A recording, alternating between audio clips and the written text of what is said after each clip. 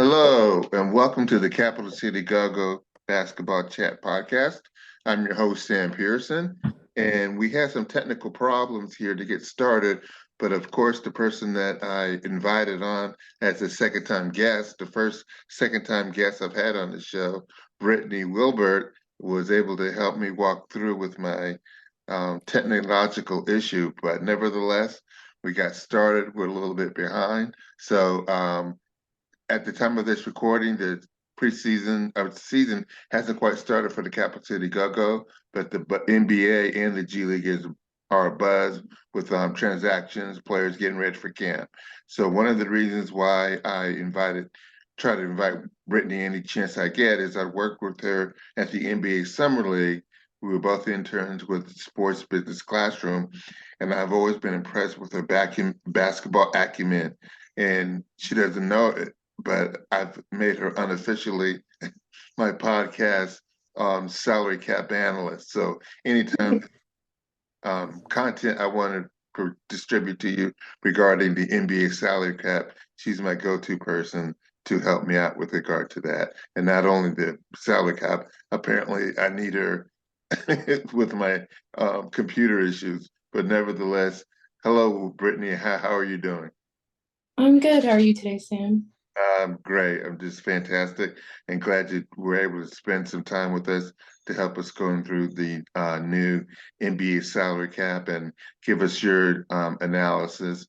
But one of the first things before we get into the information portion of this uh, podcast is I wanted to know at least if you're still operating on some of the social platforms that we discussed earlier in your first appearance, was this episode 21 part two.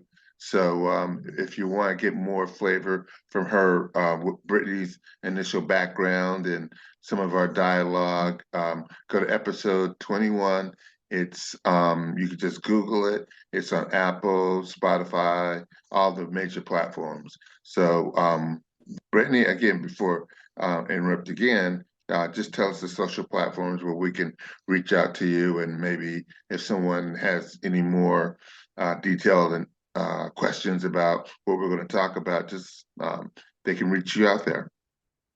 Yeah, so I'm not really a blogging or anything right now, but I am on various platforms. So I'm on the site that's formerly known as Twitter. I think they call it X now. Also Blue Sky. As well as on Threads and on Sprout. So I have a lot of places, but essentially most places except for Mastodon. If you look for Brit Robotista, that's BRITROBOTISTA, you can find me there. I haven't been posting recently, but I am going to be spinning up and posting a little bit more when the season starts for sure. Oh, definitely. Capital City Go-Go fans, you're in for a treat, and anytime you can reach out to her from uh, you'd be well worth your time. So with that, Brittany, we are going to go into a quick, well, not maybe not quick, but a analysis of your perspective of the new collective bargaining agreement. And what we'll do is we're going to try to break this into three parts for the audience. First, on the macro level, I want to get your flavor or your idea of the major impact of the new collective bargaining agreement. Then we're going to go down to probably more of a lower level, mid level about how that affects just kind of the regular NBA player that's not quite a superstar, like maybe that second round pick, players in the G League, how that might affect. And then we're going to break it down to a micro level. It's somebody that actually is going to be affected by that relatively soon. And what I'm talking about is the person named Johnny Davis, guard for the Wizards. He did spend a lot of time in the G League, which probably is not a good omen, but we can do a logical, detailed analysis and determine whether or not Johnny should get that third year contract offered by the Wizards. So with that, I'm going to let you start with your macro level of what you think the important factors of the new collective bargaining entail. Mm. Yes, thank you. So I think the biggest thing to keep in mind when it comes to this new collective bargaining agreement is that the NBA was trying to prevent the, I guess, freedom of movement, as folks have called it. So we've seen a lot of players, I think more recently, James Harden and his various moves from Houston to Brooklyn down to Phoenix or Philadelphia, and now who knows where he's going to be at, but other players such as Kevin Durant, Kyrie Irving, and others who have um, essentially forced teams to trade them to other destinations. This started back during the previous CBA when there was a cap spike. And as a result of that, Kevin Durant was able to fit under the Golden State Warriors cap, even though they were literally one game away from winning a championship. So the NBA, started to do fixes as part of the previous CBA, but now with this new CBA that started to be in effect on July 1st of this year, they really wanted to work with the Players Association, the Players Union, to fix a lot of that. Who knows if it will actually fix things? I think the consequences of a change to a CBA isn't seen for 1 to 2 years, if not Right. longer. But at the same time, I think we definitely have some indication that there is a significant slowdown when it comes to teams being able to have that superstar trio, unless one or more of the players decide to take a lot less than was expected. So I think a couple of things to keep in mind is that it's trying to slow down player movement, at least superstar movement. Is trying to focus on the journeyman, so like mid-tier players, giving them more opportunities to have a wider salary.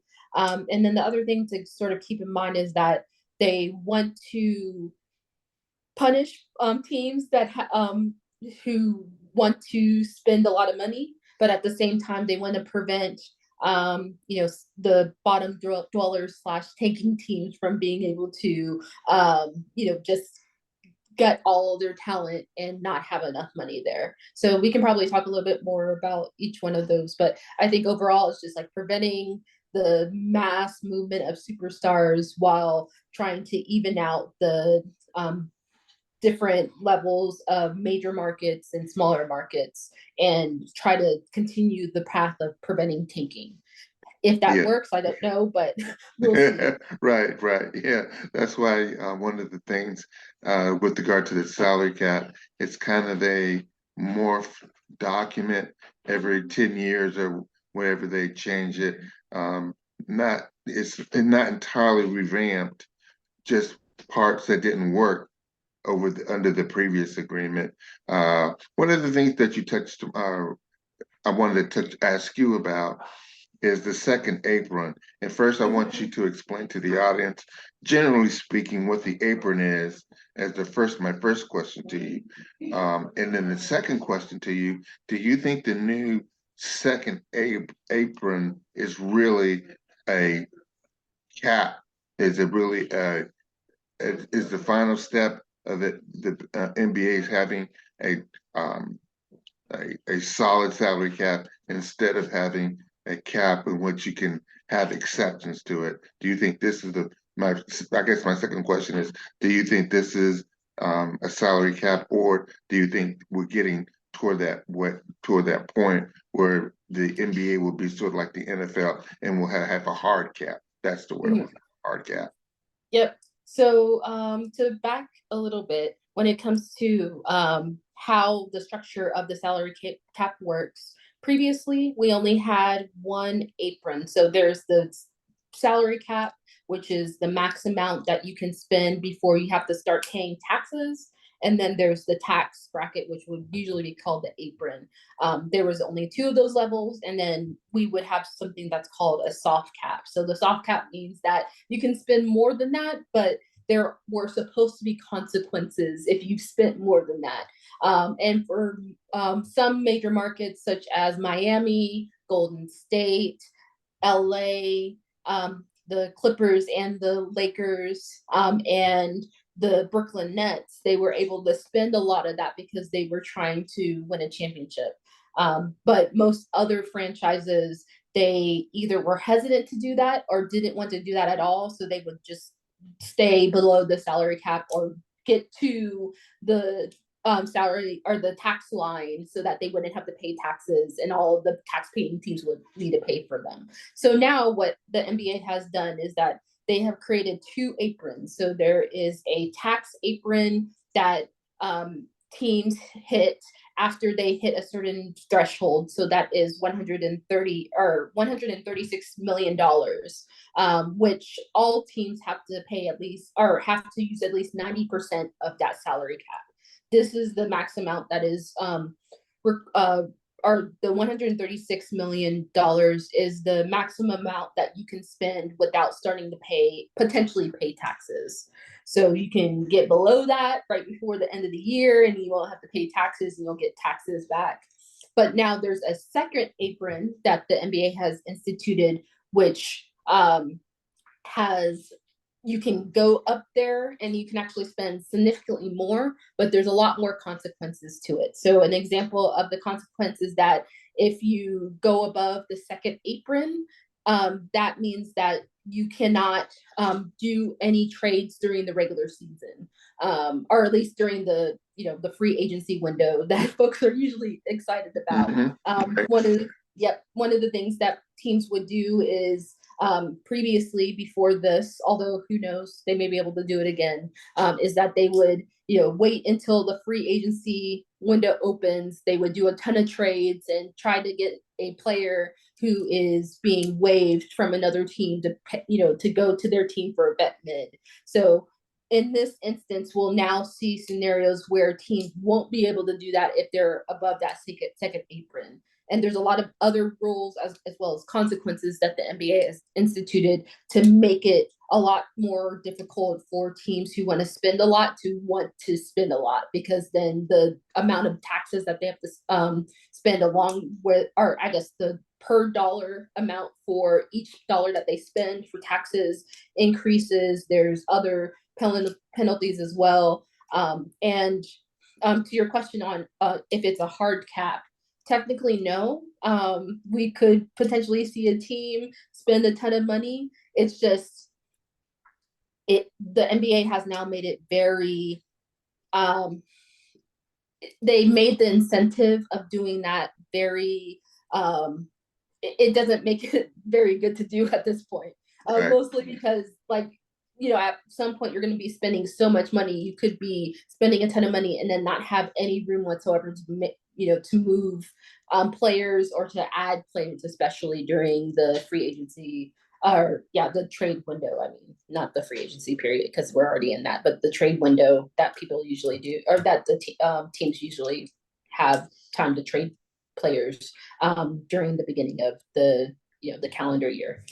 Yeah, one of the penalties that I am kind of leery because I do fantasy basketball is they have the 7-year rule for draft picks in the NBA. If you're violating that second apron, they won't let you move that pick for the 7-year on the farther end of the 7-year pick, and that would freak out a lot of teams because they're not having a opportunity to move their team along. So I thought that was kind of interesting. So yeah, and I think another thing I just wanted to mention is that few of the incentives in order to do trades, such as including cash, as well as being able to aggregate salaries, so have multiple players in a trade, you can't do that if you go above the second apron. So those are two major factors that allow for trades during the trade window that would be eliminated if a team goes above the second apron. So it would make it extremely hard to do a trade during that period. Yeah, definitely. Well, since we're kind of running a little out of time here, I wanted to kind of focus on something that a person here in the Washington franchise who's played with the Wizards and the Go-Go guard Johnny Davis, who was drafted. It was a lottery pick last year in the 10th selection. So I wanted you to give us a analysis of what you, as the person in the front office of the Wizards, would you make the determination that he needs to be awarded that third-year contract? He's on this rookie scale right now. So could you give me the pros and cons and your definite decision if Ted Leonsis comes down from the office and asks your opinion? What would you tell him? Yeah, so I think there's a couple of things I would want to look at. First is his stats. In the NBA, he had like 15 minutes with 5.5 points and 2.3 rebounds and 1 assist. His field goal percentage was relatively low at 38%, and then a 24% 3-point percentage, which is not that great, especially for a guard level. That being said, when it comes to the G League, I know he's had um, during the summer league, for instance, he had like 22 points during one of the games. So it could be just an indication that he wasn't able to play enough time in the NBA. And once he does have those, more games, which he only played 28 games in the NBA, the fluctuation when it comes to the points and rebounds would, sort of change. The other thing that we would need to keep in mind is that the salary, there is a different benchmark that first round picks have compared to second round picks. Because Davis is a first round pick, the team has the ability to keep him with the same salary bracket, and and not have to do an extension until 2025. This I could potentially see this happening for Johnny Davis unless he has a big breakout year for his second year, mostly because he didn't, to my knowledge, I don't think he had any rewards. No. Yeah. So if he was in the second team all rookie or some sort of, bracket like that, then it would have allowed for, that would have been one of the considerations to do a rookie max deal, which would allow for extension in 2 years. But because of that, he isn't extension eligible unless the Wizards want to do so until July 2025. So I think based on that information, it would really need, I think I would want to wait and see the next, for the next season, most likely bring him up to the league, give him more minutes, give him more time. And of course, this would also depend on the coach as well, having that conversation with them to see if, if he's part of the future of the franchise, or if it will eventually be like, they don't think so and he needs to be traded or waived. So I think when it comes to a first year player that is a draft pick, teams are usually a lot more willing to give them time because they have that ability to have the time. When it comes to second round picks, it's a lot different because with second round picks, they have an opportunity to get extensions a lot earlier than that because their pay scale is a lot lower compared to the first round picks. Gotcha. So those are a couple of things I would keep in mind.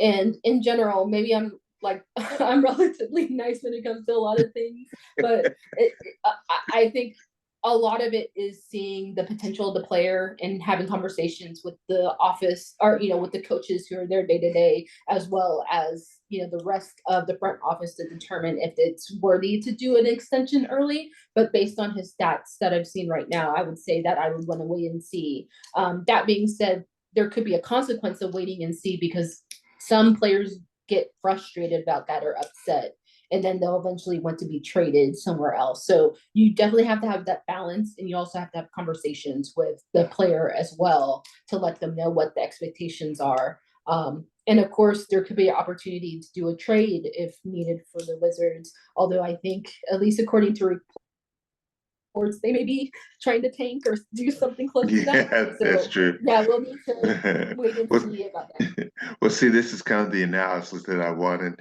us to have, and I wanted this to be the main content for this podcast in particular because I know you're so astute with regard to the NBA salary cap. Because one of the things in previous podcasts is I shouldn't say I'm down on Mr. Davis. He's been very enthusiasm might be right. He's been very matter-of-factly trying to improve his game.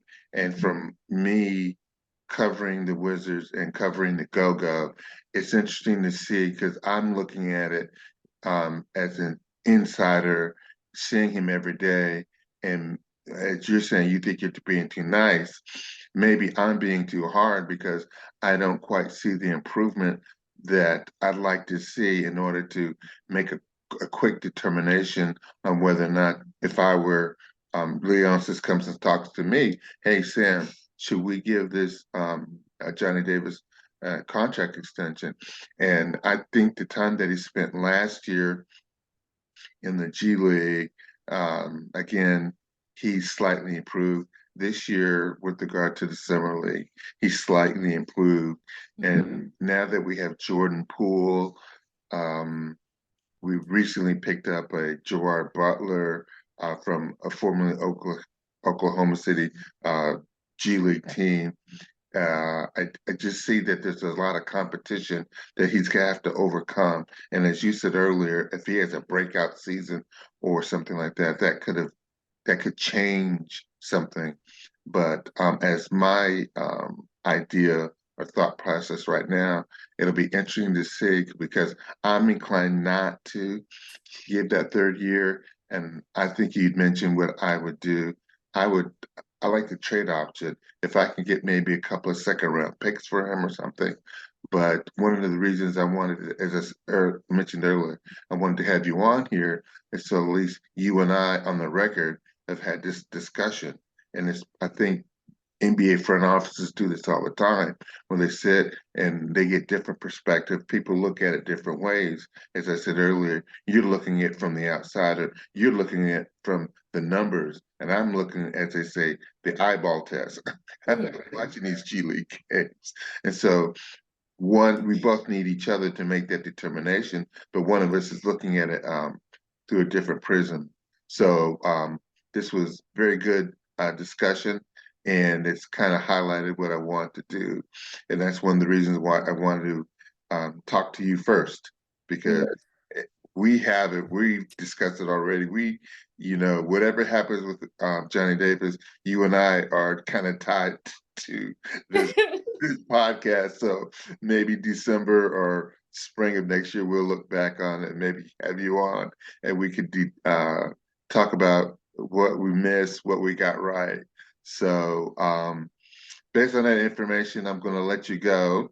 As always, you've been a gracious guest and a host, and you're now officially my unofficial official salary cap person. So whenever there's something going on with the salary cap, you're going to be on the podcast whenever your schedule allows. So thank you very much, and you have a great evening, and I wish the best for you. I know you had some circumstances that you're working through, so Godspeed with that. Yeah, thank you so much. And I'm definitely available. So just let me know. Okay. That being said, I won't hold the Johnny Davis conversation with either one of us. All right. You take care. Thanks a lot. Thank you. Bye. Bye-bye.